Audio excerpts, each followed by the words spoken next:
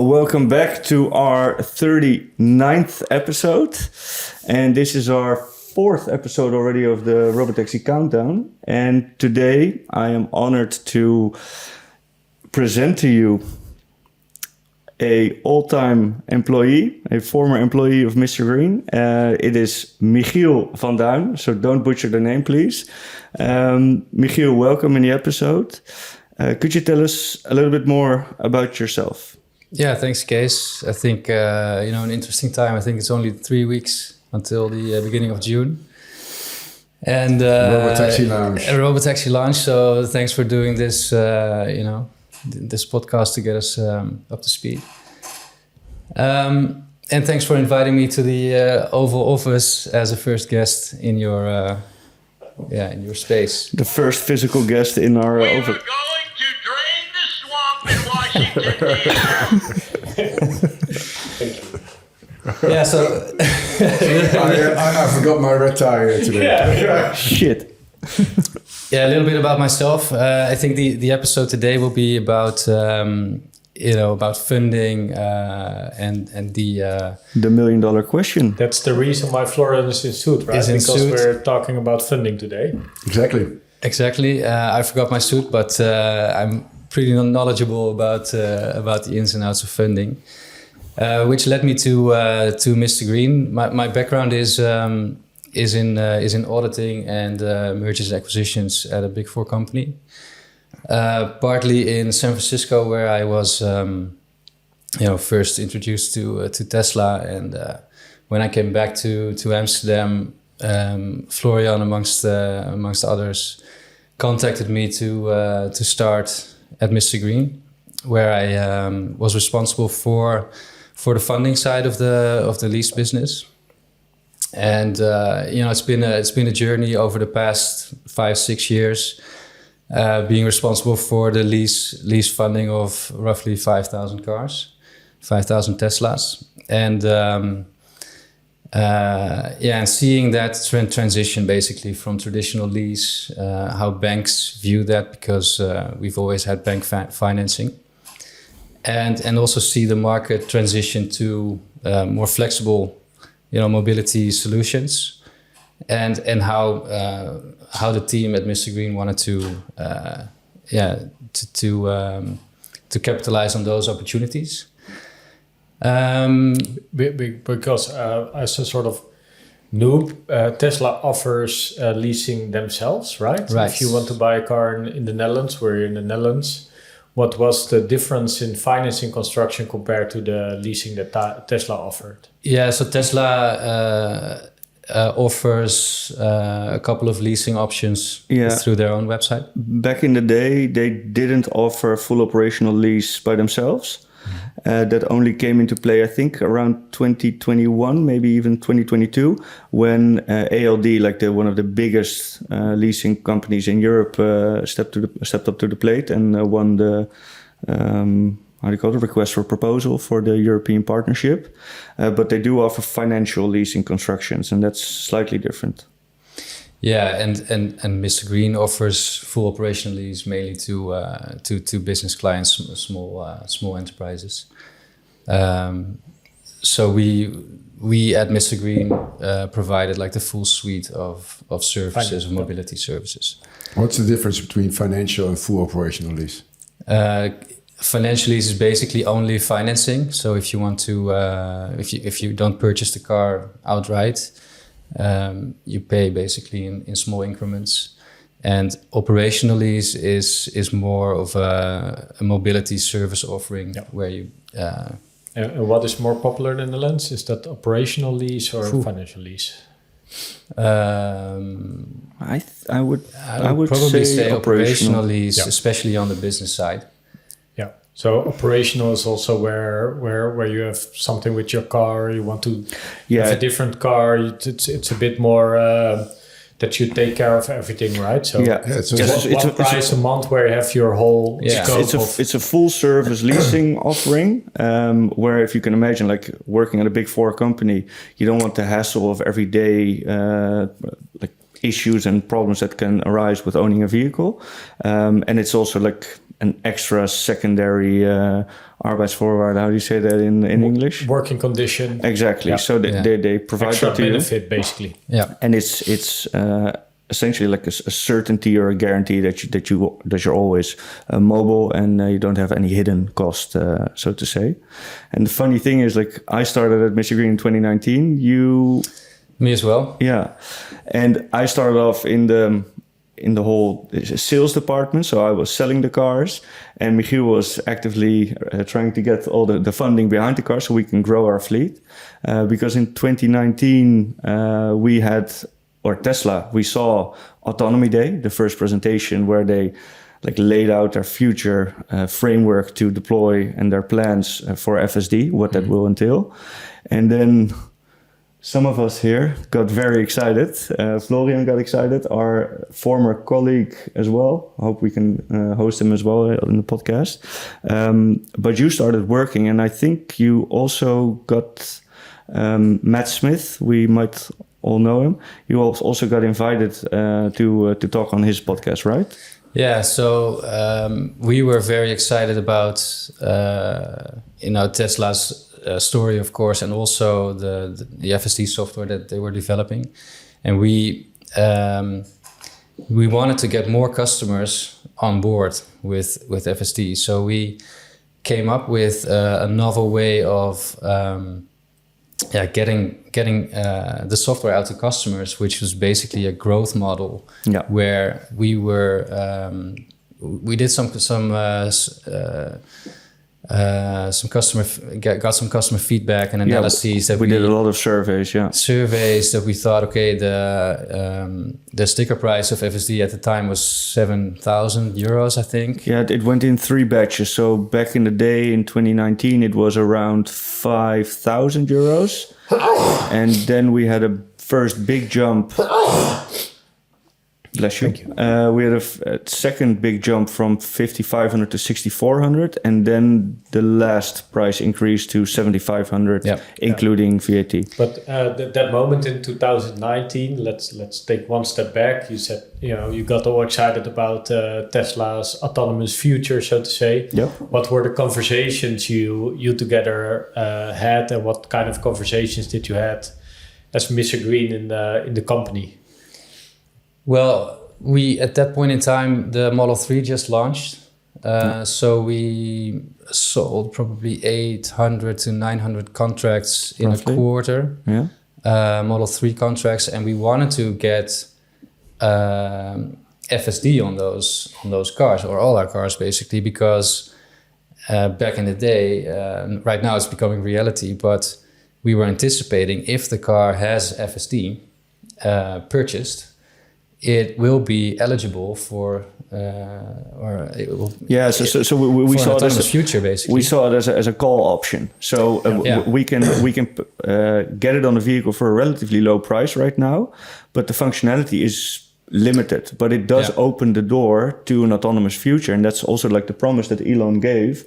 If you buy FSD, you will get access to unsupervised FSD, given that you're in hardware 3. That's a different debate for another time. Yep. But that's why we wanted to jump on that bandwagon, and the hype train was real back like in 2019 and 2020. I remember that presentation very vividly because at that moment everybody was tracking the Model 3 production. So you had the Bloomberg Model 3 tracker, where the whole Tesla community was sort of monitoring if they were able to make that ramp, and there was so much pressure on the company with the tent that they were building as a sort of extra add-on to scale that company, and with that full self-driving presentation that was being held at that moment, I had that feeling like, wow, this is so. It felt so sort of unrealistic, and it felt so that Elon pulled it forward. So I always felt that presentation was something to, let's say, keep on carrying Tesla as a tech company instead of a car company at that moment, and but it was sort of super Elon selling the dream at that moment and really pulling that whole development of FSD sort of forward while the capabilities were not there. So I think the pressure on that company was super high. And if they could not maintain their stock price, they were probably not able to attract money for the foreseen years in that time. And I felt like FSD was sort of the biggest rabbit in their head at that moment to maintain sort of that valuable stock price, which at that moment was very important to attract capital in the markets. Yeah. How do you look back at that event? Yeah, well, you frame it right now as a rabbit and using it as a way to position themselves as a tech company. At that time, and now it is now it's a whole different. And I can also remember that at that moment there was like Optimus dancing as well in that meeting, or is that no, that's way later. This is like 2019 Autonomy Day, the first one. So this was the meeting where they invited the analyst. Correct. Yeah. The first Autonomy Day was the first Autonomy Day, and they held several of them.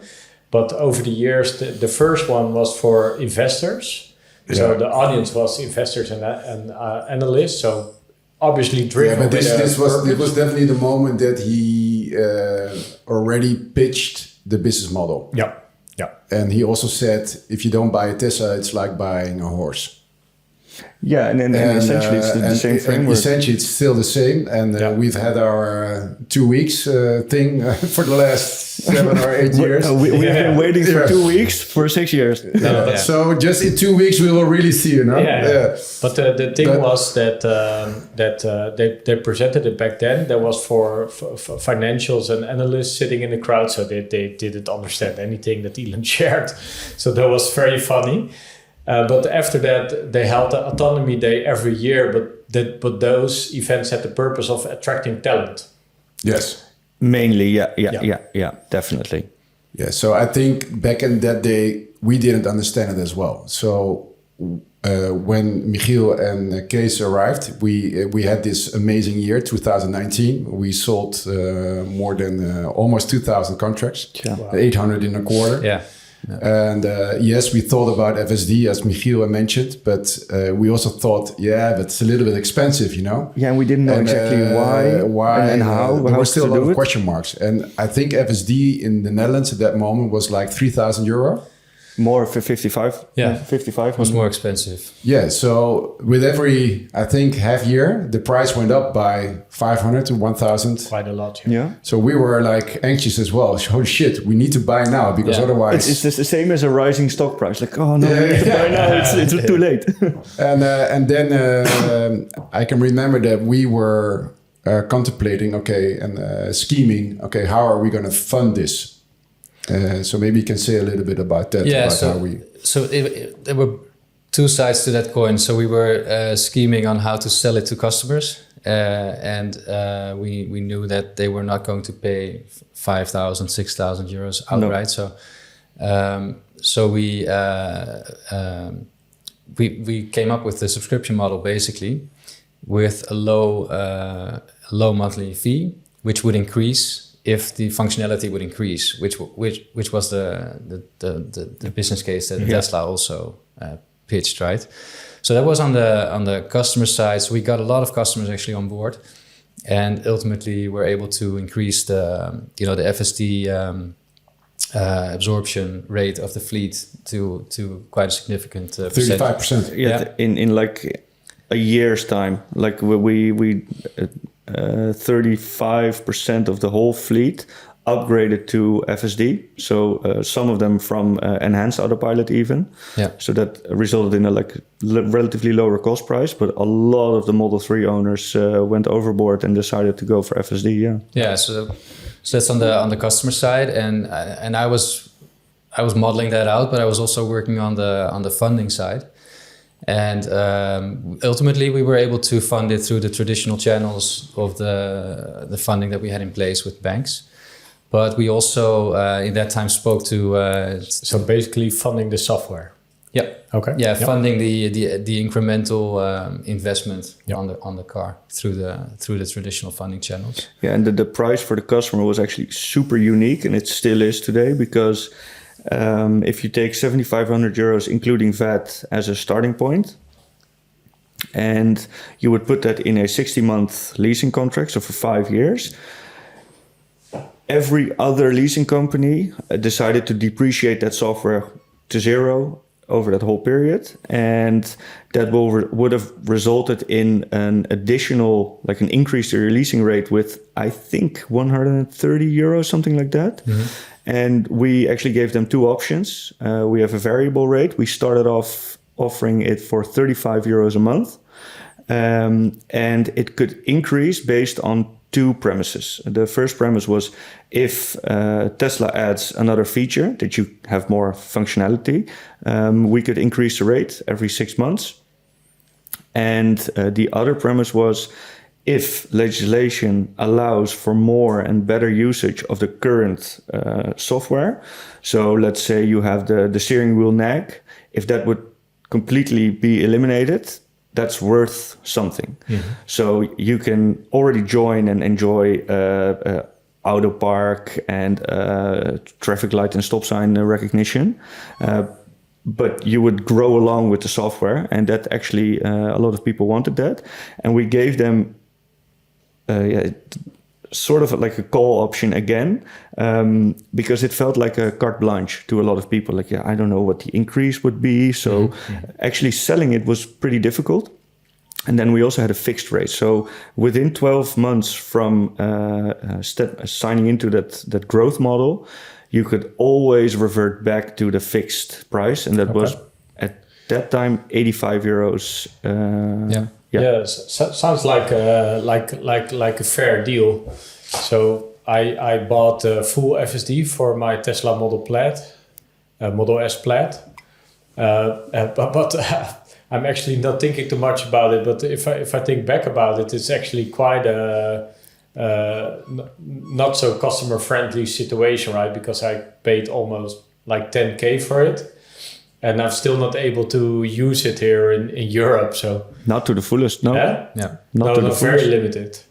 But it was also the moment that, so on the customer side, we had a quite good value proposition, and Definitely. we had a good product market fit. Yep.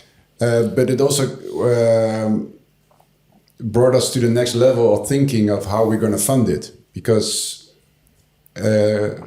it's good that you brought it up, that the depreciation, how are you going to depreciate a product which is a software product, which is going to be better over time? Yeah. So that's how we started our discussions. And with that also, okay, if FSD is getting as good as it is promised, it will eventually deliver a feature to the car, which will upgrade the car to a car with a driver.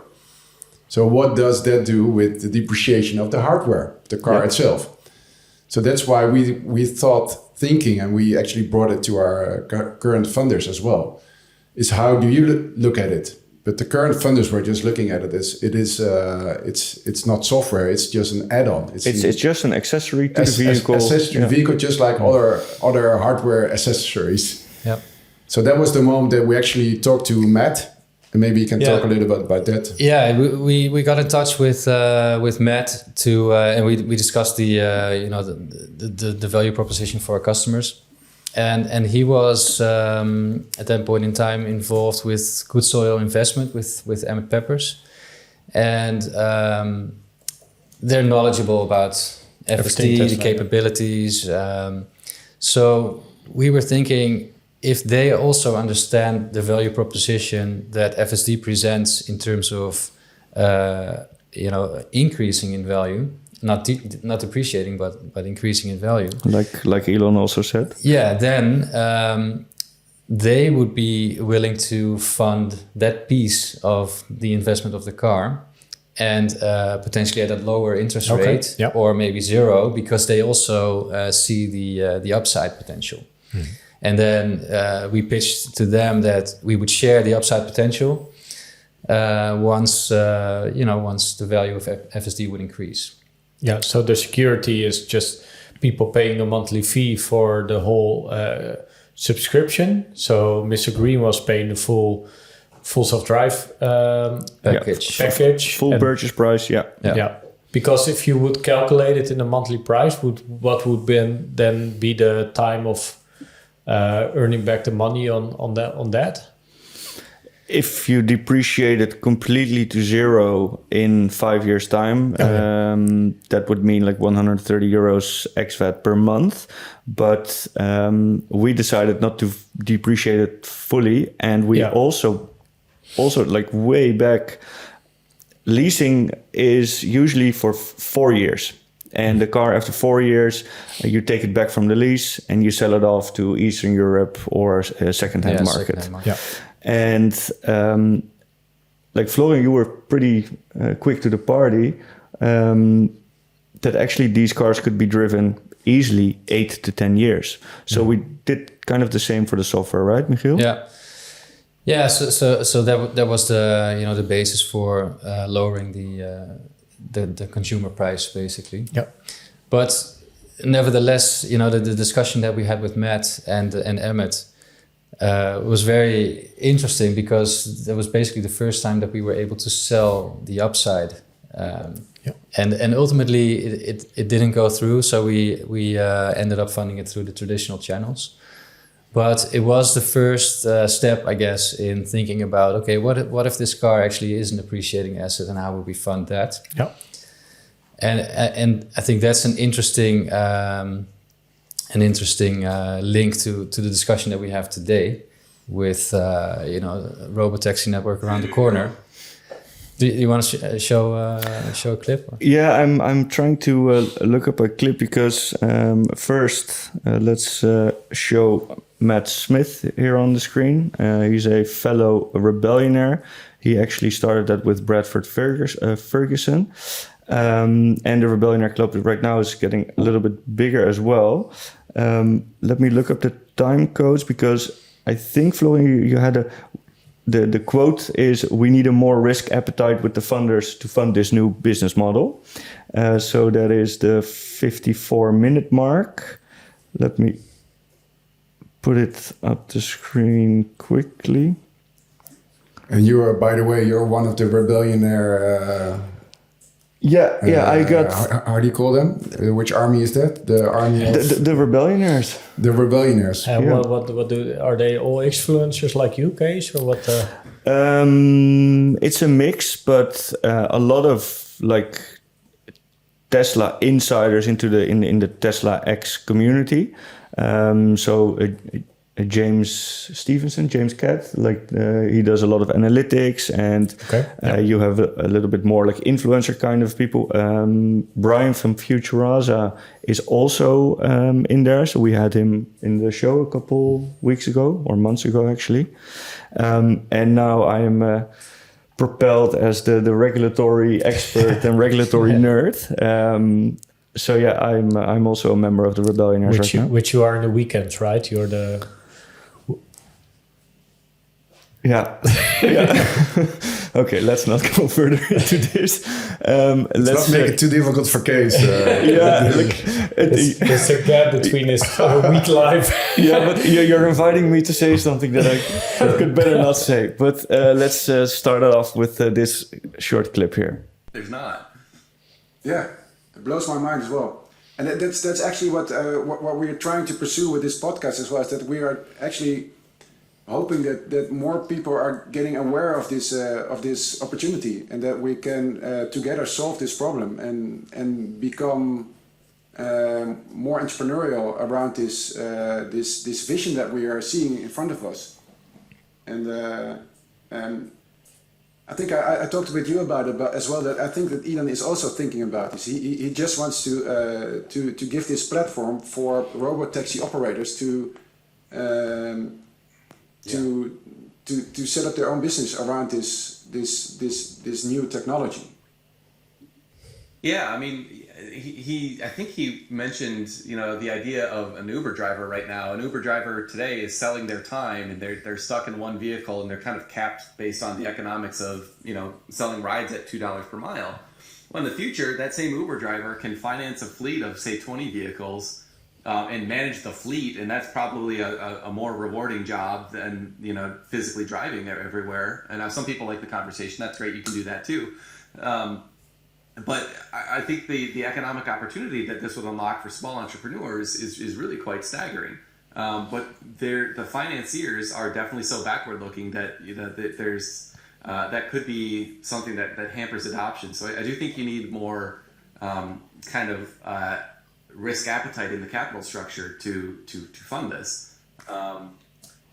Yeah, so this is exactly what we need. We need kind of a big balls in the funding structure.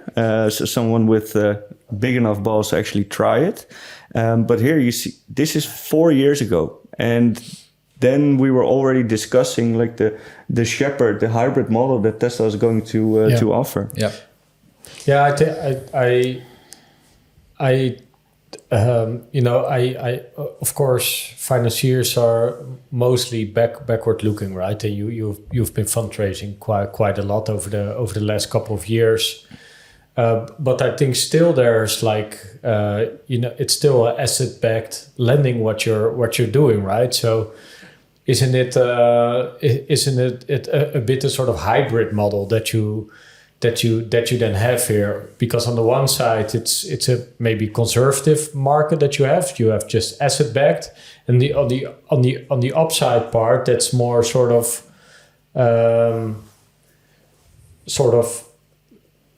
with let's say higher upside potential what there is, but it's still backed by sort of monthly income streams that you then have. Yeah. So I found your idea very creative to finance that FSD separately, and in the end the banks were doing it. Mm-hmm. But I would be curious what your thinking is right now on solving this issue. Yeah, so that's the interesting link, because this was years ago where we were talking to Matt about value appreciation of FSD alongside asset-backed lending of the actual vehicle. But fast forward to today, we're not really looking to fund value. We're still funding a car, for instance, a Robotaxi. Mm-hmm. But the difference is that right now more and more is becoming clear about the cash flow creations. Mm-hmm. that a Robotaxi potentially will have.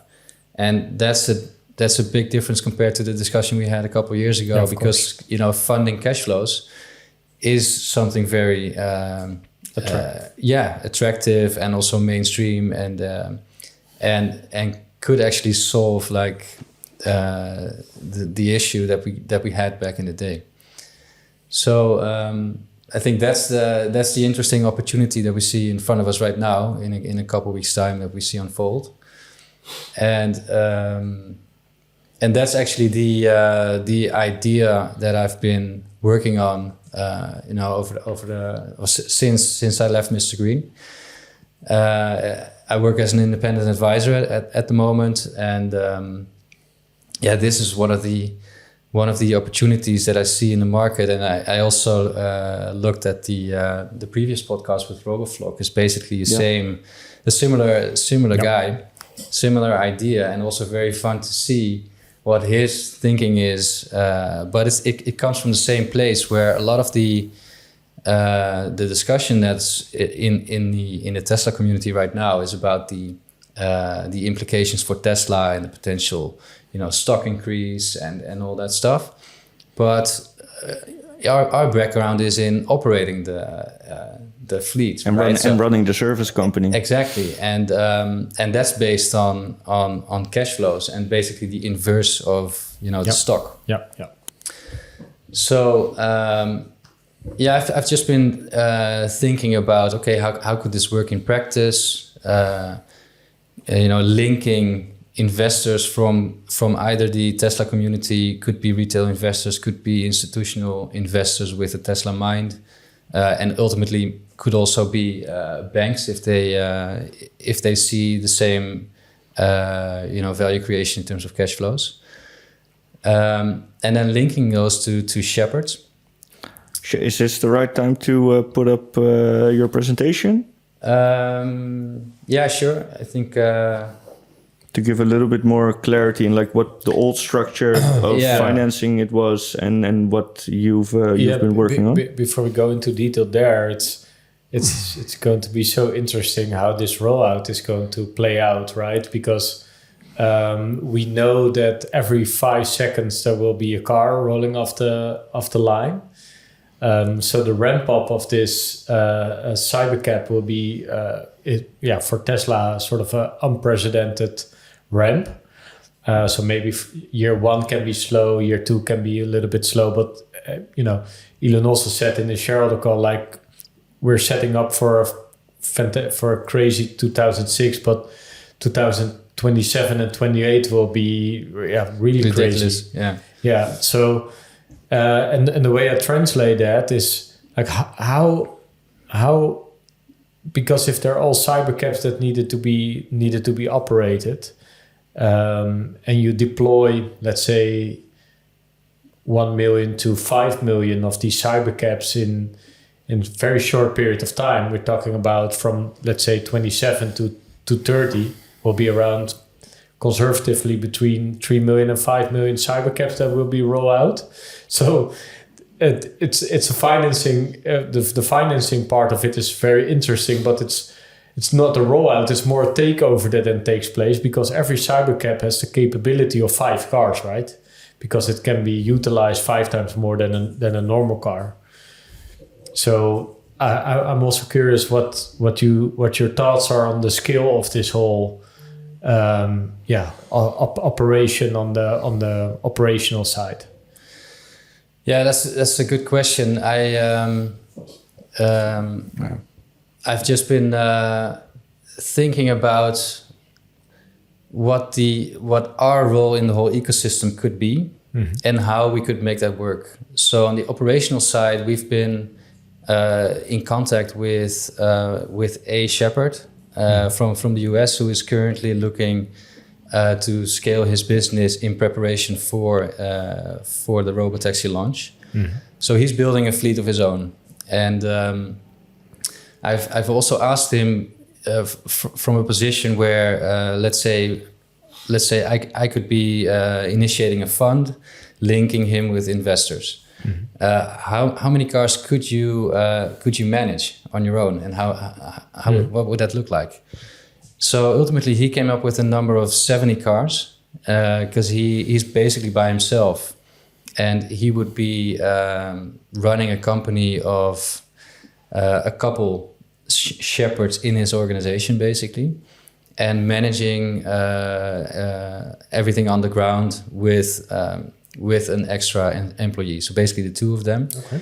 And then his thinking was, okay, let's have like areas of where shepherds live, like his shepherds. So there's multiple layers to his business model, and every individual shepherd could manage maybe 10 cars. So he would then manage a fleet of 70. So the shepherd. The master of all shepherds. Yeah, exactly. So there's multiple layers, because in the background that we had in Lease, it's always just one car, one customer, and we were able to manage a fleet of 5,000 Teslas that way. Because it's very low maintenance. Low maintenance, basically. Would be a fun thing. My daughter is now 5 years old. That if she goes to school in presentation and tells, like, my dad is a shepherd. That's a fun thing, right? Yeah. What totally kind of shepherd? Yeah. The shepherds are back. Yeah. So thinking that through, also for fund economics. You would have to find a significant amount of shepherds to make it work, to absorb like the fleet that you just mentioned that Tesla will be able to produce. Yeah. And also on the other side, find capital to acquire the fleet and be able to. Yeah, because if your reasoning is correct and you have like one shepherd for 10 cars ish, you need 100,000 shepherds. Yeah. With the production rate of 1 million cars. So there will probably be also new ways where people, companies like MisterGreen and so can step in to just handle larger volumes with employees. Yeah, and I think Tesla will be their own shepherd as well. Yep. In certain places. So I think let's take a fleet of 5 million Cybercabs. I think 1/3 of those will be Tesla owned. 1/3 will be owned by private shepherds with 1 to 10 cars. And 1/3 of that will be owned by professional fleet owners. Or lease companies. And I think that's even further along. It will be owned by municipalities, for example. Yeah. And the municipality will be... it will not be owned by the municipality, but it will be owned by like a fund of the municipality in which the inhabitants of that municipality will be co-owner of the fleet of shepherds. Yeah. So, and we will have like a Kees Maximus figure, which will not be the mayor, but it will be the owner of the Legion of Optimi. So what we're doing now, we're actually kind of elaborating on how you fund like a fleet of Robotaxis, but you could copy paste that to a Legion of Optimi. Yeah. So that's also what we talked about with RoboFlock last episode, is how is this new stellar economy going to be funded? So in the beginning, it will be funded by a capitalistic society. With the issue is that all the value will be extracted and will be put into one company, Tesla, which will have their societal implications as well. So definitely. That's what we are thinking already in our back head is, okay, if you have like a fund which is being owned by Kees Maximus as the representative of the municipality of all the inhabitants of that city, and the robots are doing their work, the cash flows can go back to that fund and everybody can benefit. Yep. That's like a big picture of this fund that Michiel is trying to figure out, and we already talked with Matt Smith about, but that's why Michiel is here as well. Yeah. To have kind of an idea, okay, what's the history of what's the normal type of funding of assets, and how can we apply that knowledge, and how can we extrapolate that to a world where we have the stellar world, and how does the funding of those kind of assets actually will look like in the future? Yeah. So that's why we brought up this presentation from Michiel. Yeah, I was also making this calculation, like what would Tesla need to finance their own fleet? How much money would they need to finance, for example, 500,000 Cybercabs? Let's say, because assuming they're making a profit on selling a Cybercab, right? So probably their production price is 25,000 or 20,000 ish. Let's say on the price of 20,000, they need 10 billion, and they have that on their balance sheet because they're quite strong in the balance sheet that they have. They're at like 39 billion in cash right now. One part of this cash is of course being deployed in AI capabilities. So we all seen the tweet of Elon that he thinks about getting to 1 terawatt in AI compute, and to for example the difference between XAI and the capability that Elon want to get to, then XAI is just like less than 1% of the whole compute that Elon thinks that he needs for his ambitions. But one of my maybe a bit off-topic thing, but would love to go into that. I'm also curious how Tesla is going to deploy all that capital that comes out of that Robo fleet. And curious to hear your thoughts on that too. Yeah, it's definitely an interesting question. It's been, I think that was actually the post online last week, right? By Kali, where he asked what in the hell are they going to do with all that cash? And I think that's a super big unknown, right? Yeah, and Elon replied to him, or basically to that question, saying, okay, I'm thinking about bringing a terawatt of compute online. Yeah, that makes a lot of sense, because I was thinking, like, Elon talks already for years and years, and he had it last week. Like, to power whole Europe, you need like a spot like Sicily-ish size to power whole Europe. And he talks about this idea of having like a small spot in the US as well for a whole solar farm. I think the big goal is here to just power the whole world. But now with this whole AI revolution, we need infinite more power to have that whole compute working for us. That's a different topic, and like very interesting. But like a man like Elon, he'll solve it nonetheless. I do want to go to the presentation. We have here the traditional way of funding a leasing company, asset-based structure. Exactly, yeah. Please. So I compiled a couple slides just comparing the traditional funding to what I think could be the solution for the Robotaxi funding. So in a traditional asset-backed funding structure, you would have a separate holding company for the assets, which is ring fence, which means that it's secured basically for the funders and the banks. That asset holding company would generate cash flow through lease services, lease contracts, long term, and all the cash flows are basically secured, plus the car in the company, and that's the basis for receiving the funding. If you would then fast forward to today, so the next slide. What we're looking at, from the funding side. So I call it the CyberFund. If you are looking at flexible cash flows, so ride-hailing cash flows, basically, that's typically not favored by the traditional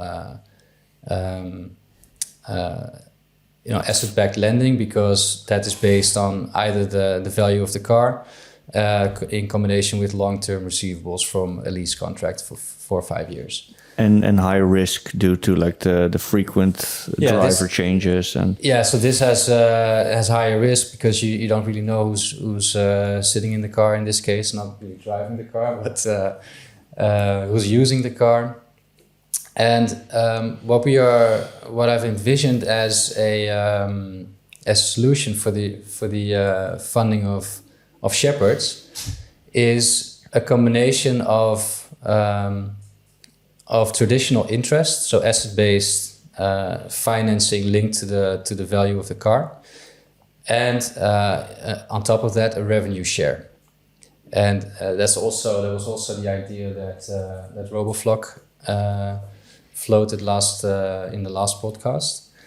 So basically, the car pays for itself, because you send the car out to drive, to generate cash in the Tesla network, and a share of that revenue is used to repay the loan on the car, and also provide incremental returns for the investors. So I've created a model which shows that at a certain scale, so for instance, starting at 15 million of fund size, and then increasing that by a couple million per quarter, for instance, this could work from the economics of the shepherd, the economics of the fund, and the economics of the investor, if you make certain assumptions about the cash flow that will be generated by the Robotaxi. So maybe if we go to the next slide. So the shepherd, the upside would be that they would be able to quicker ramp their fleet, so just a quick side note there. In the discussions that I had with the shepherd that I spoke to, we see that their bottleneck is usually funding, because they can maybe buy 1 or 2 or 5 cars themselves. So big capital expenditure to actually fund this expensive asset. And he is investing in used Model Ys right now, and he asked me if I could find investors for him, to see if he could get additional capital to scale his fleet. But in doing so, came to the conclusion that it's very labor intensive. Like this is one shepherd. If you want to do that 10 times over, you have to. It's not scalable. Significant number of discussions around valuation, around the business models. Where are you going to? Where is your business located? All that stuff. So. We came to the conclusion that it would be better to provide that shepherd with, debt funding, basically, instead of equity. And this is basically it. So they would be able to ramp their fleet by using debt funding, and the interest would be asset based, so linked to the value of the car. For instance, high single digits, so 8, 9, 10% ish. Then on top of that would be a revenue share of let's say 10 to 15%. Based on a certain number of assumptions, let's say a Robotaxi would generate let's say $65,000 US in revenue after Tesla takes its cut. You would still, or the shepherd would still end up with roughly 40+% of free cash flow. So his business works after he's basically repaid the interest and the revenue share. Then on the investor side, I think this is probably the interesting question that we have at the moment, because the Robotaxi would generate like monthly cash flows. If you would distribute that through the fund to the investors, you basically have an inverse of Tesla stock. And based on these revenue numbers or assumptions for the Robotaxi and these interest rates, you could generate a return on invested capital of over 25% for the investors, which is significant. Great. Yeah. So what you're saying, especially when it's just like you say, a monthly revenue, income stream that you then have. Yeah. So I think it's definitely an interesting investment opportunity for investors who are currently holding the stock and want to diversify. Same as the discussion with RoboFlock, right? If it's generating cash, which you can use to buy groceries instead of holding stock, which is nice, and it's nice if it appreciates. But it's not liquid money. You cannot do anything with it. Yeah. So what you're saying, or could you tell us, is now the right time to sell off some of those gains in Tesla stock and start investing into a CyberFund? Or do we need to wait a little bit? Not financial advice, okay? So not financial advice, and I come from a background of finance, so I guess I'm a little bit more risk averse than, for instance, maybe, and for instance, the shepherd that I spoke to in the US, because he is buying used Teslas.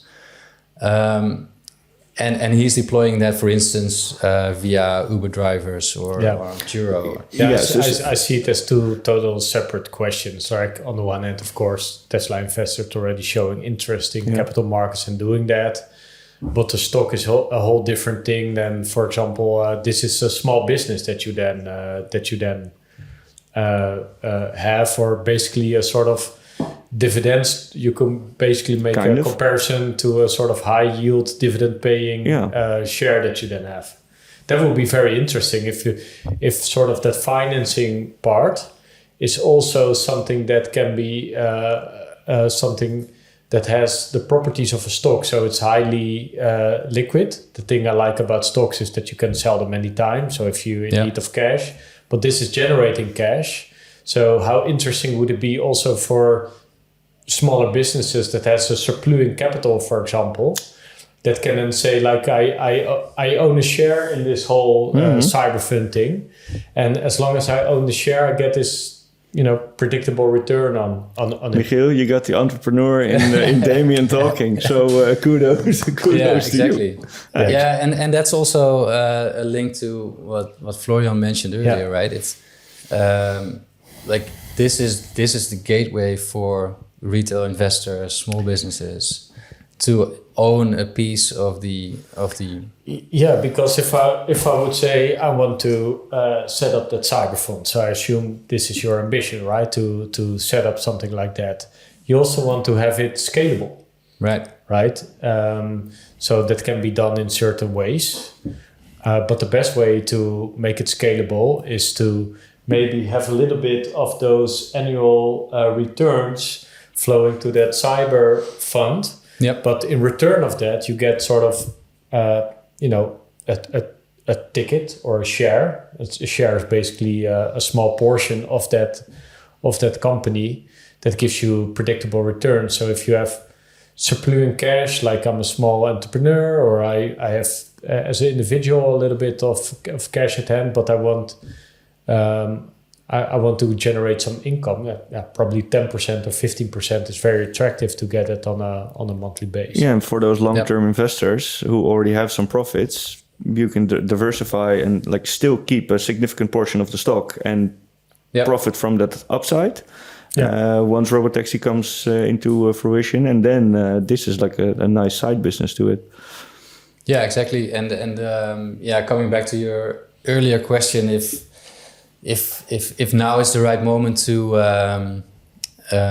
set up this fund and start preparing for the Robotaxi ecosystem, I think being more conservative, I would wait to actually see how it starts and how it ramps. So the network basically. Yeah.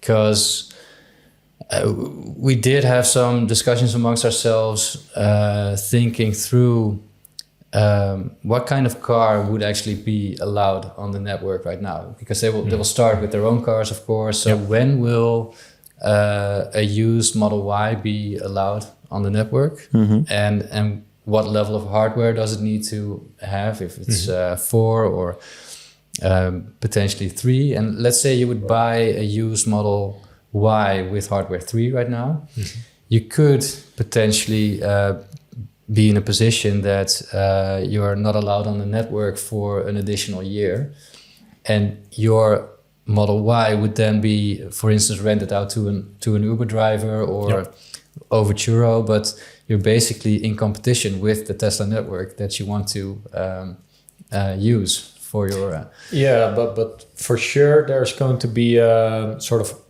a couple of like these arbitrage moments in that whole fleet, right? So maybe your criteria then needs to be, it needs to have at least hardware 4 to buy a Tesla before you buy that used car. Yeah. And so that's yes, and those criteria, I think I would wait and see at least until June, a couple of weeks from now, to see how Tesla will approach this, because We have the expert coming in. There's the financial expert. Just second financial expert. Yes, exactly. Hey guys. Yeah. Okay. How are you doing? Yeah, good. Are you going to apply for a new job or? No, Well, yeah. You? I'm trying to get some funding in place, so that's why I put on my Okay, good. my war Kees, suit. I have this feeling that I need to, just wear my swimming pants from now to balance a bit of those overdressed guys here. I think that's a good idea, and it would attract tons of female viewers as well, I guess. I think your head is enough to balance it a bit out. The seriousness versus not serious. That's right. Well, I had this crazy idea with RoboVlog last week. Now, if I looked up him closely, he looked like a blend between Kenny and me. If you merge our heads together, then you get RoboVlog. It's like an AI-generated version of Yeah, I've been trying this AI image generators on Grok, but he messes up the faces all the time. Have you seen that? No. If you just upload your own picture and say, do this in a different environment. But apparently there are privacy rules that you cannot just put people in different backgrounds. So then he messes up the face. But there's not a lot to mess up, right? With Kenny. Yeah. Oh, great. Good to see you guys. Definitely.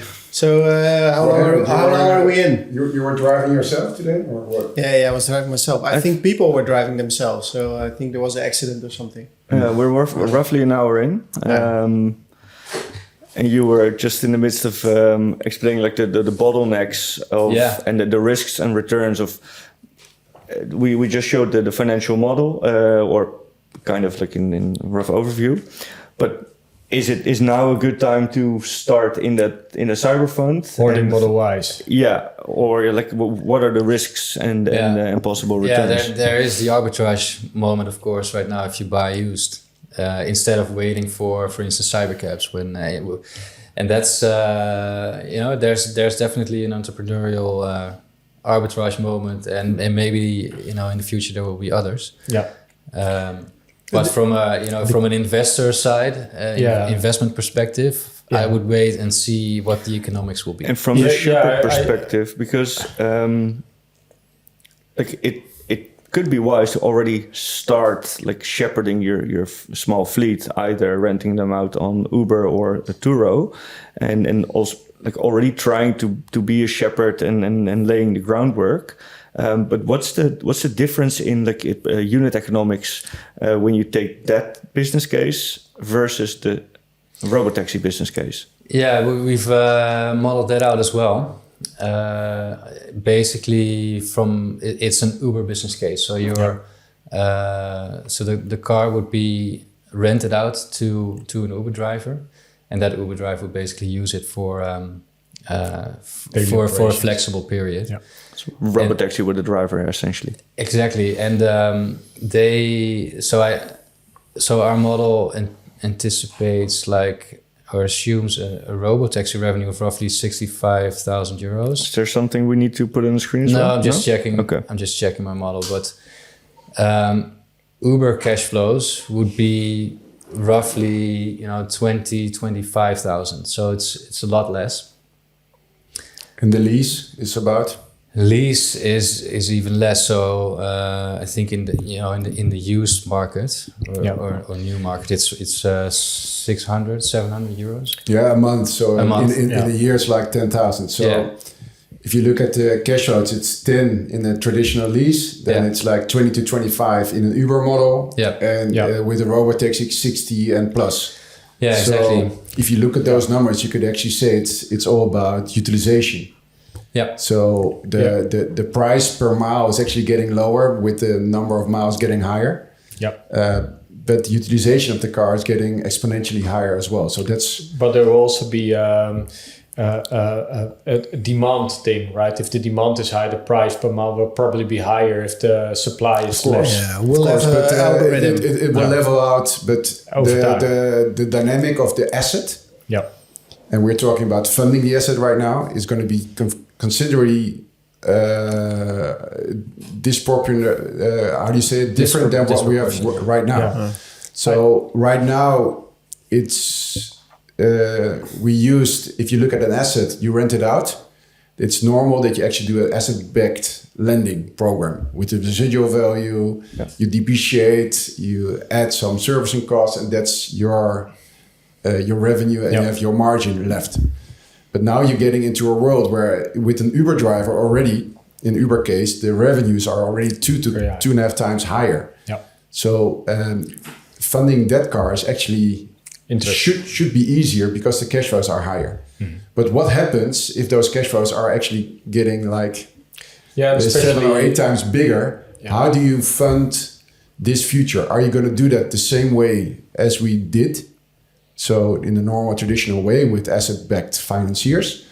Or is it better to have like a different kind of structure where everybody is able to get some more cash flows? I do think with these kind of developments, the more obvious it becomes, or the more reality it is, the more streams of funding you will get, because many people then will sort of jump on the opportunity. Mm-hmm. So I do see a sort of arbitrage window where there are some bigger hidden opportunities besides that, because Tesla still needs to ramp their capabilities. Yeah. So they also use Austin to they will use Model Ys in Austin. Cybercab will be ramped up over the coming years. Yeah, and then you also need to have fully functional FSD scaling to other cities as well, and not in a very limited geographical area. Yeah, so you have a couple of variables that needs to come into fruition. But the fun thing is that the unit economics will become very clear very soon. Yeah. I expect that within, let's say, a quarter, or let's say half year at least, that we know exactly what the unit economics are of a Cybercab or a Model Y that can be rented out there. Because then we see, we can extrapolate maybe already from a Waymo car that is doing rides already. And Tesla can maybe undercut them in price a little bit, so they will be a bit more attractive, but that will become very clear. And then it's going to be a high demand, less supply situation. And I think there the arbitrage can be on the used cars, for example. Yeah, that sort of, because once it becomes obvious, then also it becomes a more let's say mainstream way of financing. Yeah. I think it will take some time before it becomes obvious, because at the beginning people don't know what to expect, right? Mm-hmm. So they will start in Austin, and maybe the unit economics will know about that in that quarter. So let's say this quarter or next quarter. But before people really jump in, so I think there's also an arbitrage in timing. If you're early and you're, let's say, the go-to party for this funding early on, and you take that entrepreneurial risk, so to say, later when things become more clear, people will, come in as well. Because like banks and stuff, they're not as entrepreneurial as entrepreneurs, so they will come in later. But I also think that they can shift quite a lot, because if you look at the Uber model, Uber tries to attract more drivers on busy moments because prices will be higher. But because then supply becomes higher again, and then the supply demand side will balance out a bit more, so there's a balance there. And for Tesla, they can steer it, I think, more, because in every city you have also vacant vehicles, which you might say like, hey, just be at home at 4 and you can give your car between 4 and 6, because so then you can reloading vehicles between different locations. Yeah, maybe they will have their own fleet as well. So I think there will be more flexible in that sense. But it will be based on the algorithm. Yeah. Well, it's going to be. Let's say maybe it needs time before it gets obvious. But there, at the time that it's not obvious yet, there's also a shortage probably in cars. It depends how the fleet is going to be rolled out, and unsupervised is being rolled out there. So if things happen very fast. On the Tesla side, so let's say end of the year, it's already rolled out in every city in the US. Maybe the arbitrage is in that time that we are in Europe, so we can go to the US, see what's happening over there, learn, and then extrapolate that in, let's say, the European market. So we have a sort of buffer zone then. that I had a question on that as well. So it's a good point, and I'm not sure if I'm now thinking about stuff you already discussed. So that's dangerous. But do you think there's a Your bigger... mic is off, by the way, so don't worry. That's good. Is there any do you think there's a bigger arbitrage here in Europe where we don't value FSD at all in the second-hand car compared maybe to the US? I would say there's the opportunity, right? Because if you have this appreciating asset and is able to drive itself in a couple of years, you can imagine that whole full self-driving will increase in value there as well. But my question was, this actually touches a point that we've been discussing as well. It's not about the appreciation of the asset anymore. That's also the fallacy that we had in the beginning. That it's all about the cash flows. The future cash flows. And the future cash flows maybe of a Cybercab will be higher than the future cash flows of a second-hand Model Y. Maybe you can extrapolate. Yeah, so then still they need to come to Europe. But that's the interesting thing of going through these phases of doing this funding is that you come to this new kind of... Every week there's a new insight. New subconscious or conscious level that, oh, wait a minute, it's not about the appreciation. It's not about the arbitrage anymore. It's about... I can imagine. But if you have...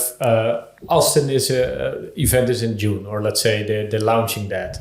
In Europe, we're at the spot where we don't even have regulations for full self-driving approved. Knock on wood, Kees is the expert here. But because then... you see the future happening in the US, or basically the reality at this moment. But then you can basically say, wait a minute, there are already thousands of these Cybercabs driving around here in Austin. What are the operators doing? I can assume that MisterGreen is the only operator in Europe at this point. So that is a sort of pole position where you can be in. And take off all the learnings that are happening in the US once this is launched. And MisterGreen is not really like an active operator of like a robo fleet. It's still like it's just a regular leasing company as is right now. But like it's very true what you say, because we do have the advantage of like sort of a run-up period where we can learn from all the starting, like the first this mistakes that we can learn from and really deploy it. Let's 2-3 years later in time in Europe. Yeah, true. And I think there's a couple of interesting dynamics at the moment. We saw the FSD launch in China, right? That it was quick. Out of the blue. Amazing, yeah. Can that also happen in Europe? Well, yesterday, somebody posted a video of what's actually the case in Ukraine. In Ukraine, you're not allowed, they don't sell Teslas. And since 2019, the navigation, so even if you would buy a Tesla, you cannot use your navigation data in Ukraine. There's nothing available.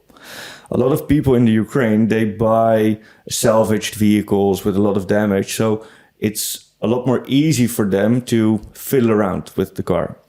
So what a lot of them do over there is they import an American or a Canadian vehicle, and the car still thinks it's in Canada because it's bought there. They purchase the FSD subscription, and they can use FSD in Ukraine. Wow! So there's multiple videos starting already. So like the capability is there, and we're gonna see in a couple weeks from now, 2 weeks maybe, that actually it can be unsupervised. Wow. Yeah, but maybe to go back to the discussion we had about the arbitrage opportunity, maybe you can explain why for us it was a realization that that's not very important anymore. Yeah, so true. So the other, so I said point one is FSD. Can it also happen in Europe? So yes. So that's the window for arbitrage, right? So and the second window the second item that we see is the secondhand prices in Europe are far lower than in the US. Yeah. Probably because of the opportunity that's around the corner. Exactly. So and this business works a lot better with lower capex for the car. So. if I'm currently assuming, for instance, a cost for a Cybercab of 50K. Well, that might be far too much, but if you halve that, all the unit economics will shoot That's up. That's actually what AJ or Elojo did, right? Yeah, exactly.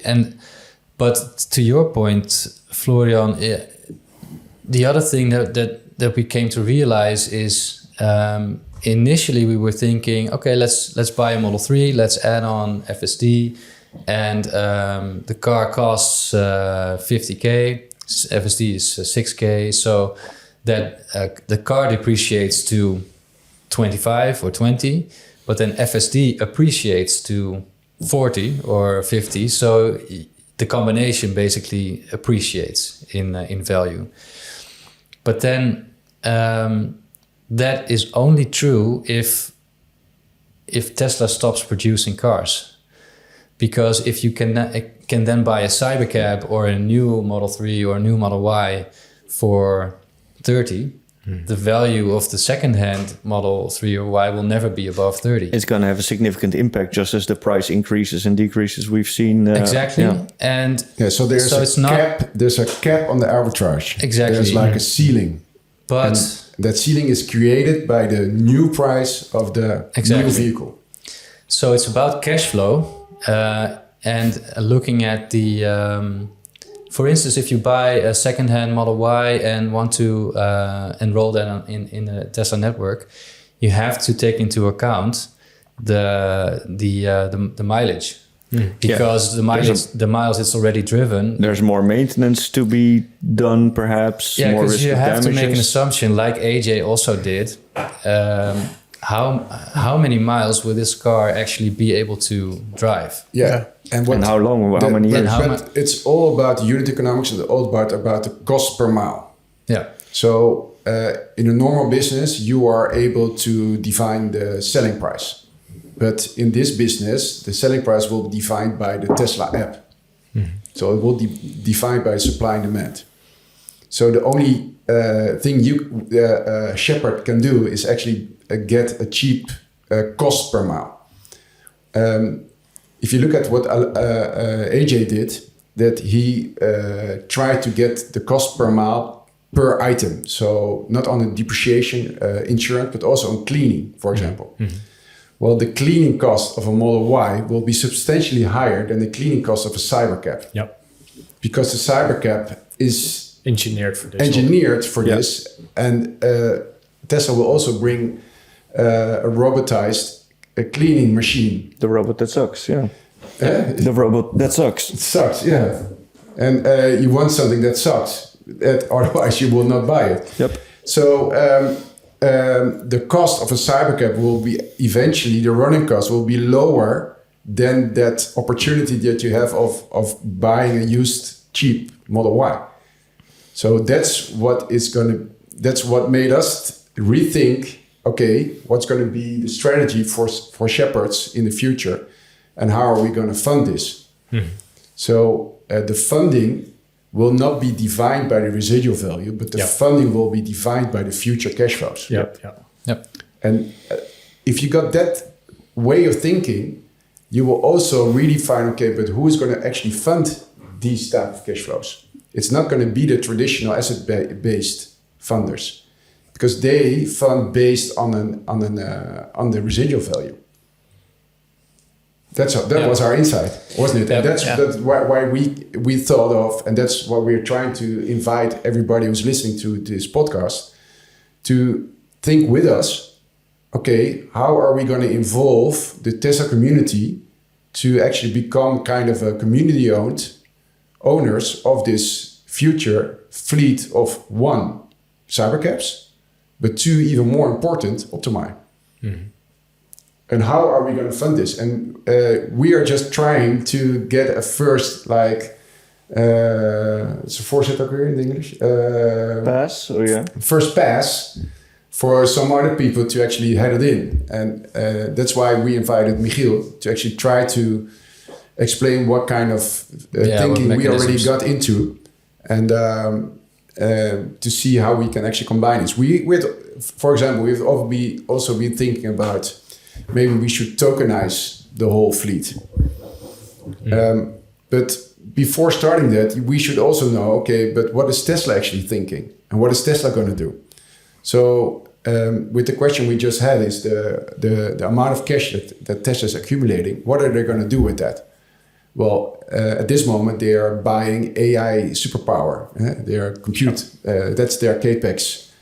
But if you listen to, for example, this guy from MicroStrategy, Michael Saylor, he is actually making the case that every listed company in the US should buy Bitcoin, because Bitcoin has the highest return on investment with cash, which you're not able to deploy in another way. Yeah. So we were already thinking, why shouldn't we make like a MicroStrategy for Cybercabs? So instead of putting your money into Bitcoin, why don't you put your money into a CyberFund? With the two reasons for doing that is, one, it has a higher return than Bitcoin, 30%, but also it has better cash flow. But yeah, it has cash flow. Bitcoin doesn't exactly. have cash flow. So you have the direct cash flow. Yeah.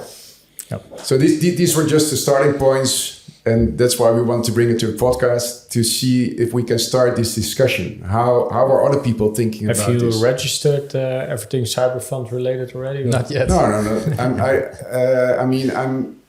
I think we're on the same way of thinking as Elon himself is doing. Yeah. This is just about how is the new economy going to be funded. Yeah, there's not going to be one cyberfund. There will be a fund for every municipality. Open source, exactly. Why patents and giving everyone all the cash flows to one capital owner? Like that's just like the whole thing that we need to get back and redistribute. I get that thinking, but let's say we see this future coming. We see this as a reality that is going to happen the coming years, and we're quite sure that there will be some financing needs within this space already. So I would say, if those two are true, but for the rest you have a whole bunch of uncertainties that are need to be played out, and it can be played out within a couple of months, or it can be played out within maybe 1 or 2 years, something that will be the term of that. I would already position myself to this new reality, kind of what RoboFlock is doing with his test approach. What he's doing, so he's testing the waters there with his fund.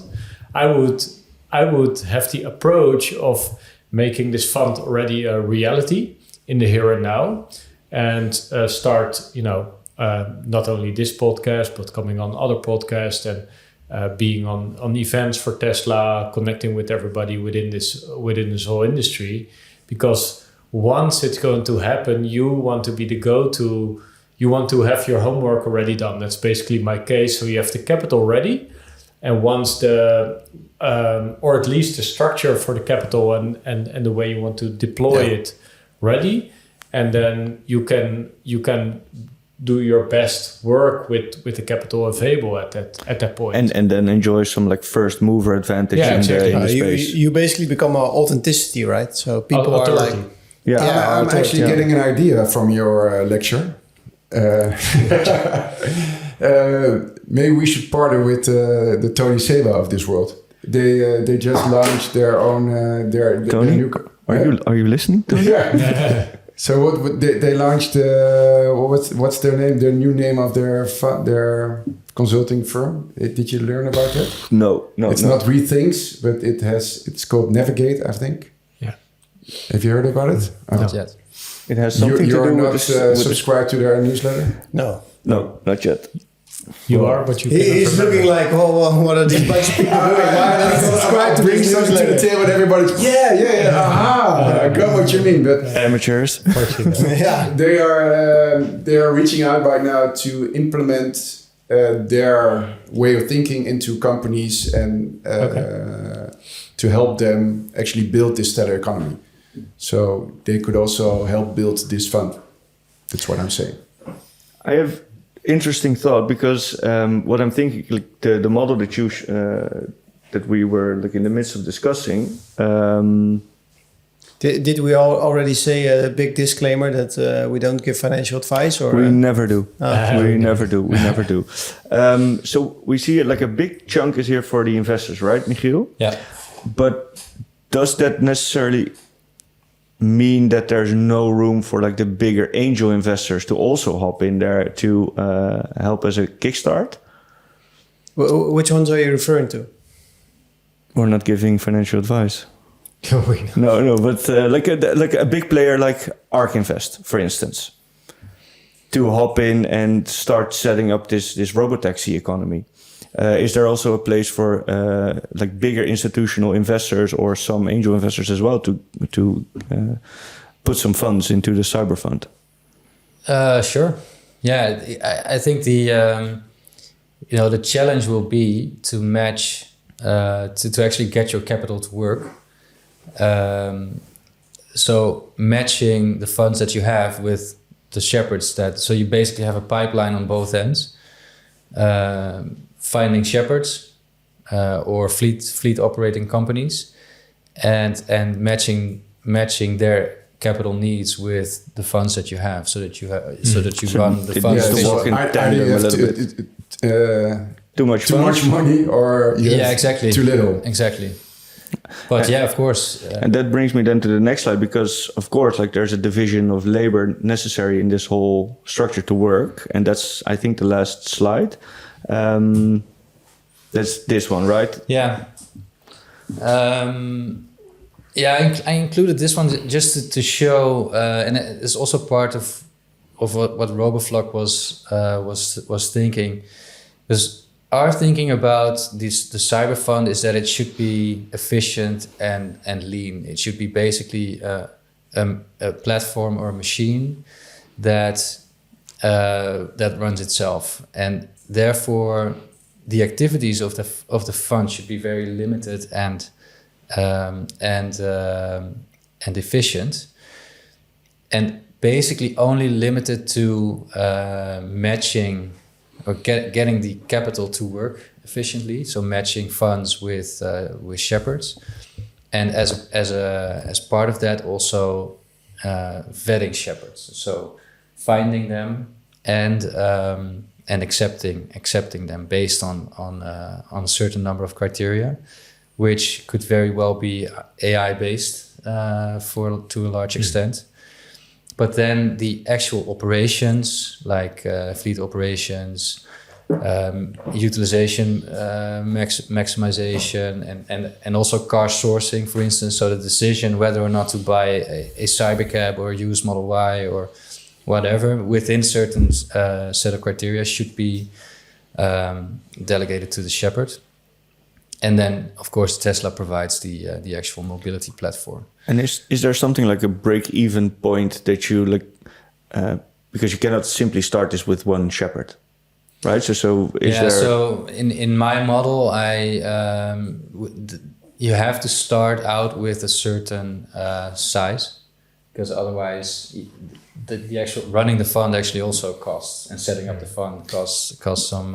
But do you also have a minimum then per shepherd, or is it just on total? Because basically every fund in the world starts with zero, right? They just get a bunch of money and then start the fund. Yeah, it's a good question that I don't have the answer to right now. But I think if you can deploy like 10 cars, it would be more efficient than deploying one. Well, I think if you you could already do some maybe like marketing on X. There's a lot of people there with money in Tesla who might be willing to fund this kind of stuff when we do a big run up. If Robotaxi comes online and everybody's happy, you can collect already some emails, can collect maybe some interest. I think you already have. And then once you start getting the fund. Like if I would be an investor, I would ask like, all right, so you're asking for my money. It can be a big institution or a private person. You want to know like how's it going to come back, So what's my return going to be? How does it look like? And if you can make it hard with, hey, we already have 100 shepherds, maybe 1,000 shepherds on the list. We've already have some maybe LOI signed, so letters of intent of people really wanting to do it. and you have an idea of the unit economics, and it's easier to get funders on board as well, could right? Potentially be also attractive to Tesla in that case, because you For sure. already working towards the future they're envisioning. And exactly. I think like Tesla for sure is very keen on this, because Tesla started off as a car company. It's actually not a car company, but they needed to learn and scale and make a lot of mistakes. And they're in this whole space. They finally figured out how to build proper cars, have good functioning software on it, but actually operating a fleet of robotaxis that need relocating, they need some cleaning. Like that's a whole different ball game. Yeah. So I think they would hugely profit from experience done by shepherds. Yeah. And operating a bigger fleet. Yeah, they will. So my idea a little bit is, and I'm happy to get all your take on it, but the more I looked at their rollout and also the Robotaxi, like what my idea is that the Model 3s and the Model Ys will actually be held by people like us. Yeah. So people who get the car and then add it to the network.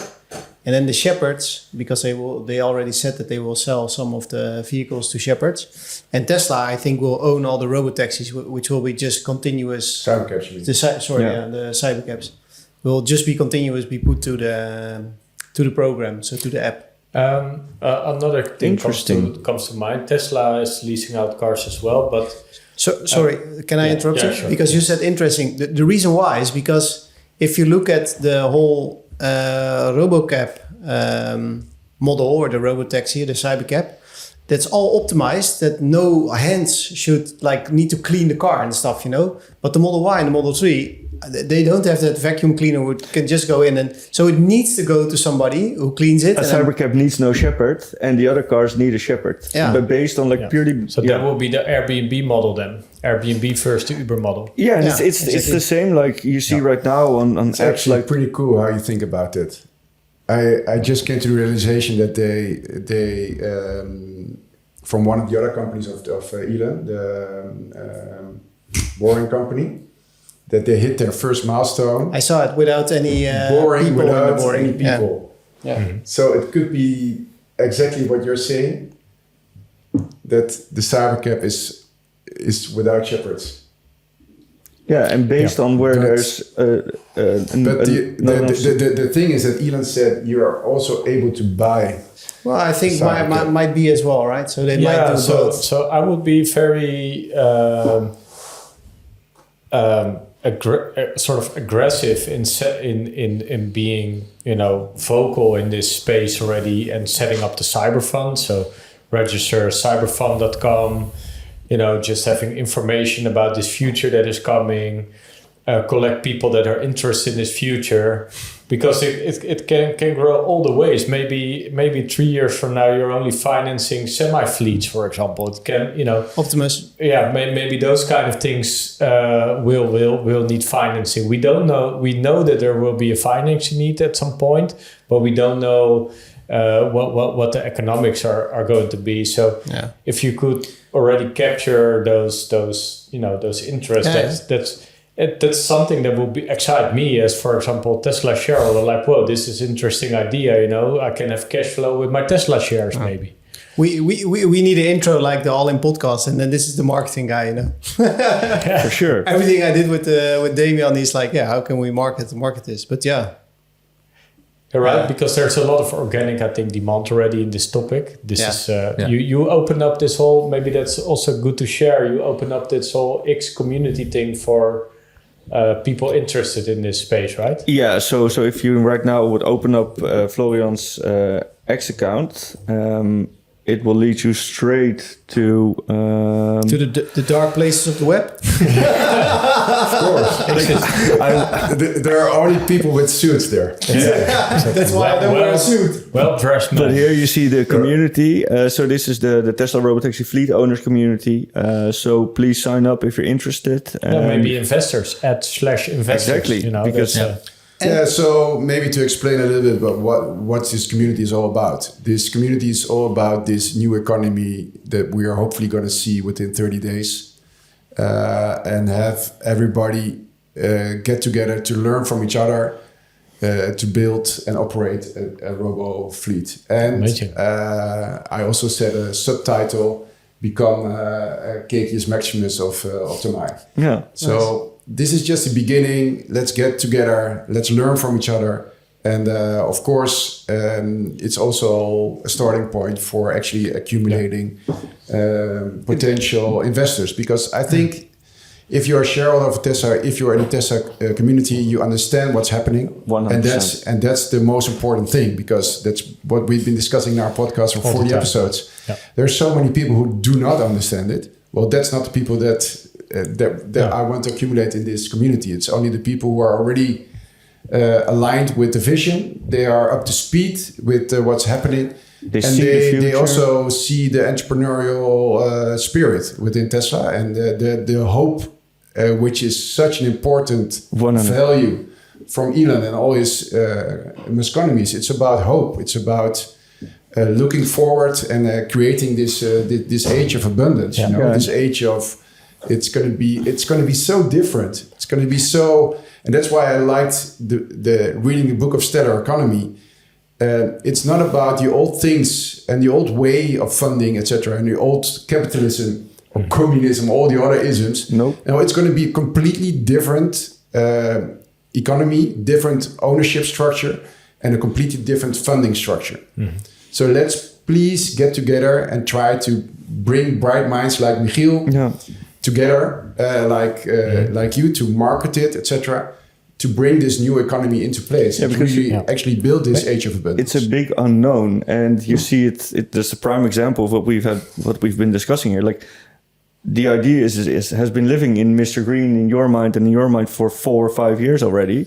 And even still today, we're learning new stuff and we're coming to new insights. Yeah, but that's the fun part about X and the power of X. I mean, we've learned about RoboFlock 2 months ago, and it's amazing. But he has been on the same level as we had been thinking for the last 3 to 4 years. And this guy comes out of nowhere. But he is also into the vision of Elon. So there are probably thousands more of these kind of people who actually want to contribute to this kind of idea. Yeah, for sure. Yeah. So let's get together on this community and let's. That's something also we wanted to say, is that next to this community, we also want to set up a space. Yeah, like a weekly space where we're actually going to discuss these kind of things around this community, and we're going to invite people like Michiel or like you or whoever wants to come and ask questions about things that we're actually discussing. And just also in this podcast, just a free thinking hour or even more about the Robotaxi future, and everyone's invited all over the world. I always like the approach of Jeff Bezos, because he had this famous saying, like, with every quarterly meet that he had in his company, everybody asked Jeff, how is the future going to look like? And Jeff always inverted that question. He said, well, I don't know how the future looks like, but I know the things people for sure, that will not change in the future. Yeah. Like, people still want good prices for the product. They want the product ASAP. And I would sort of have this approach to this market as well. Like, okay, what are things that maybe shepherds, but maybe consumers want? If you're a consumer, you want the car ASAP and you want to get to your destination ASAP. That's sort of the first. And low cost, right? At low cost, or maybe as low cost as possible, right? So as fast as possible, as low as price, without friction, because that's also something. I mean, the whole Robotaxi thing is gonna get all the friction out of the whole process. Which is a good point. So also, if you look at the Waymo, which is way more expensive, but it actually is. But still, it sells quite well. So even though it's more expensive than a Uber, people prefer the autonomous drive. Maybe for they don't want the to experience. Talk or exactly. So or there's also interesting what Gali tweeted. Well, what did Gali tweet? Well, he tweeted that the Waymo expensive fleet, which consists of 1,500 Waymos, just 1,500, they already have a revenue of 250 million on a yearly basis. So that means the revenue per Waymo is 15,000 a month. So that is already giving us enough data. Yep. Way more than Tesla's making right now. Way more than we as MisterGreen are doing on the lease of a car. Yeah. And the only reason is because the utilization is way higher, way more higher than we have with one client and one car. Yeah. Guys, I've one interesting idea here as well. Like if you're like already having these cars right now, right? You have this fleet of 5,000 cars already. What is your thinking right now on the current fleet that you have? Will you become full owners of that? How will that play out? Well, are the consumers becoming shepherds? we are in a difficult situation right now with MisterGreen. I mean, residual values are extremely low due to market circumstances. So at this moment, we're just a leasing company, and that's just the way we need to focus on. But of course, we are also Tesla followers, and we are believing in what's going to happen. So for us, exactly as you mentioned 10 minutes ago, our way of thinking is going to the US and see what's happening there and experience how this new economy is going to actually fold out. Yeah. And with that knowledge, we can apply that knowledge to our fleet here in Europe or wherever, we can already apply that knowledge to wherever anybody is actually setting up a fleet of Teslas. Yep. But we've been in talks with some US parties already, and they are already starting we started with one shepherd who is already building a fleet because he already understands if I build a fleet right now and the Robotaxi is actually happening with one software update, I got these cars actually not driving 10,000 miles, but they will be driving 100,000 miles. Yep. So the revenue he's accumulating right now is around 2,000, 2,500 for a used Model Y. But he knows when the switch is flipped, he will get to 15,000 when that flip is done. So his revenue will 6x. Mm-hmm. 6x. It will have 6 probably as well. Well, it's a lot. Yeah, it's a lot. It's gonna go. It's a lot of what? It's a lot of what? A lot of X's. A lot of X's. Triple X. Double the X's of Amsterdam. Man, first it was Kees cramping out the shit, and now you're We're too crazy. This is suit. Yeah. Sorry for the bad influence. No, but to answer your question, Kees, and again, not financial advice, but what should you do? Start hoarding Model Ys or having your Tesla shares there? For all the listeners, please don't take any advice from Kees or anyone else in this room. room. What I think is going to happen is the following: like at a point in the future, it will become obvious in the market what the Cybercab is going to earn, and if you apply those economics that Waymo has, and those are becoming clear, there will be a massive run up in the stock price at that point. Kenny and I had a conversation about it yesterday. And it's already getting apparent because if you would rent your car out on a platform similar to Turo or in the Netherlands, for instance, you have a Snapcar. That's also a peer-to-peer network where you can rent out your private vehicle. Even with very limited uptime, if you do it for 10 to 12 or 15 days a month, you're already generating somewhere between 1,000 to 1,500 euros in revenue. So there's already an income generating profitable business case to start running a fleet. And once it becomes autonomous, it's going to be even bigger. Yeah. So, if... Also Snapcar in the Netherlands, would you say that's attractive to do? Is it popular or how does it work? It's you certainly need to do your shepherd tasks, from time to time you need to clean the vehicle, make sure it's at a charger because maybe the renter wants to go to Zealand or drive for 400 kilometers. you need to make sure that they have enough state of charge and you need to keep them happy because there's also a rating system. But once the ball gets rolling and you do your business good, then it's pretty easy to scale to like 10, 15 or 20 vehicles. Yeah, so you have the normal lease, then you have the snap car or the Turo kind of, it's like the Airbnb kind of model. And then you have the Uber model. So there are actually shepherds already renting out their cars to Uber drivers. But the next step is that it will be rented out to the Tesla app, which will even increase the number of miles driven. Yep. Mm-hmm. So yeah, I'm looking for ways to drop some 10, 15K into Michiel's fund and start generating some revenue. Yeah, interesting. So maybe that's also the interesting part. This shepherd is actually taking a risk, operational risk, financial risk, etc. So let those type of people do that kind of work, take that risk, take their business model. And the other side, you have people who are just lazy investors, like me, for example, who just want to put their money somewhere. But the only thing where you can put your money into is the stock. Mm-hmm. But the problem with the stock is what Gali also pointed out is that if you put your money in the stock, you will never be able to get it out. Mm-hmm. Because every time you get it out, you miss the opportunity of actually getting more appreciation of the stock.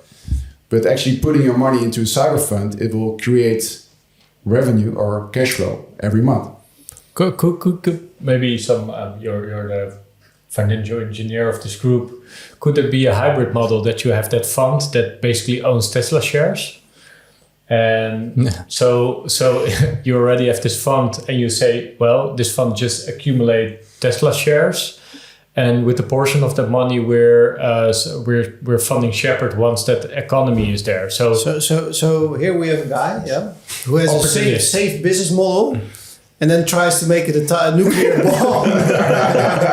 you just have Tesla shares. But I think it's possible. Like you can say, so you raise 10 million. You say I put 10 million in Tesla stock, and against that stock you go and loan. No, you're not going to loan. Yeah, but you say in the meanwhile, you want a little bit of leverage, right? Or you want a little bit of leverage. No, we're not playing fool's games here, Kenny. But I think it's a serious opportunity to just. And you can also say, well, not only Tesla stock, but we mix it with the whole Misconomy companies. Well, I think that's more interesting. Otherwise you could say, why don't you put it yourself in a Tesla stock? Mm-hmm. Yeah, because then you don't have the cash flow generating thing that you have with the Tesla fund. So I'm only saying. But let's say that you allocate a part to the Tesla stock, then I would say do that yourself, and not do it in the fund. So let's say you have 100,000 euros and you want to allocate 30% to Tesla, then you can do that yourself, and then 70 to the Robotaxi or whatever you want to the fund.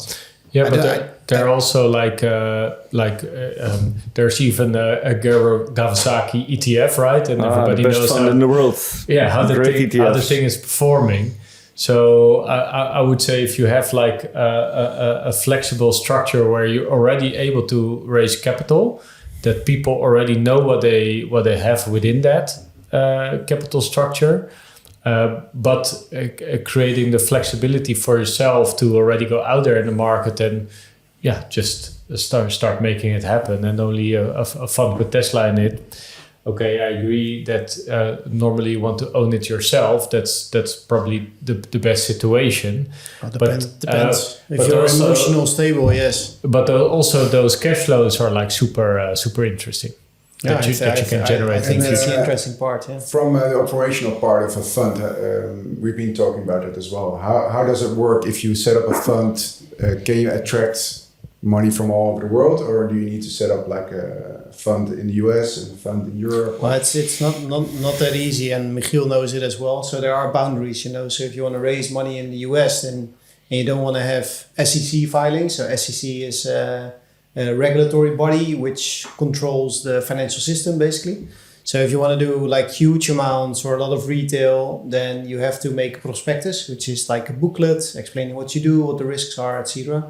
So you do have some serious stuff, and then lawyers are involved, accountants are involved, so it's quite expensive to set up. Same as here in the Netherlands and in Europe, so it's not that different. Yeah. So to a certain amount, yes, you can, but I think once you're above the 5 million in the Netherlands or 12 in the US, I think are roughly the numbers, then there's more red tape. Yeah. So it actually involves a lot of legal structure, and that's why Roboflock also mentioned last week that maybe it's a good idea to actually tokenize it, because then you don't need to legalize everything. Yeah, yes, you can. On the other hand, like if you still look at crypto, at least from my point of view, I think there are still a lot of cowboys there. You know, it's not very regulated. Maybe Coinbase tries to do it, and MicroStrategy is sort of a fund for putting your money into Bitcoin. And there have been coming more funds to do it, but only focus on Bitcoin as of now. So if you want to have people who are a little bit, I would say, defensive or risk averse, then that might scare them off, you know, to put money in a fund with tokens and that they don't understand. Yeah, so that's exactly what I wanted to hear from you, because I think this new economy, this new stellar economy, and you want to redistribute the wealth to the people, you actually need kind of a coin which is based on real world assets with real world cash flows. And I think robots and robotaxis are actually real world assets and with real world cash flows. But at this moment, if it actually happens what you're saying, that all Cybercabs will be owned by Tesla, then all the wealth creation will all be funneled to Tesla. Yeah. We as shareholders will be very happy, but this is not sustainable for a new stellar world. And in the current climate surrounding Elon Musk and like the sentiment surrounding Elon Musk, like this will be detrimental to that as well. And I'm 100% sure that Elon has been thinking about this as well. Of course, yeah. So but you need trust, right? So I mean, if you don't tokenize it and you start a fund and people are trying to do stuff you don't want to be done to you or to your money, you go to the SEC or you go in the Netherlands to the AFM, and you say to them, hey, I have this guy, he's selling me stuff and it's not what you should be selling or how you should be doing it. Well, if something happens with a token, to whom are you going? Yeah, that's exactly what's happening in the US right now, is that they're actually legalizing this whole crypto economy. And they're trying to get it more mainstream. Yeah, but that's happening because they're getting on the Coinbase platform, and Coinbase is being overseen by the SEC. So, guys, I think this is a very interesting topic to go into like a next episode, because we just started. No, because and I know who we're going to invite then. Tony Siva? No, the CEO of Ex Machina. Let's do that. Why if you're listening, it's an open invitation. Or David Sachs himself. David Sachs, could be a good one. Or otherwise, the guy from MicroStrategy. Michael Saylor. Michael Saylor, yeah. Let's get him on the podcast otherwise. If you're listening, or Michiel again. Come here. Yes. Or we're going to make an excerpt, put it on X and market this. Let's start to get them on board. Thanks, Michiel, for being here. Thanks for putting all the time and years into creating this and thinking about it. And looking forward to inviting the next guest and to learn even more about like the Robotaxi space. And in 2 weeks from now, we're gonna see it, guys. It's exciting. It's gonna take a longer time, but 2 weeks. Stay positive, couple of months. Elon said. So. Thanks all for watching, and see each other next episode.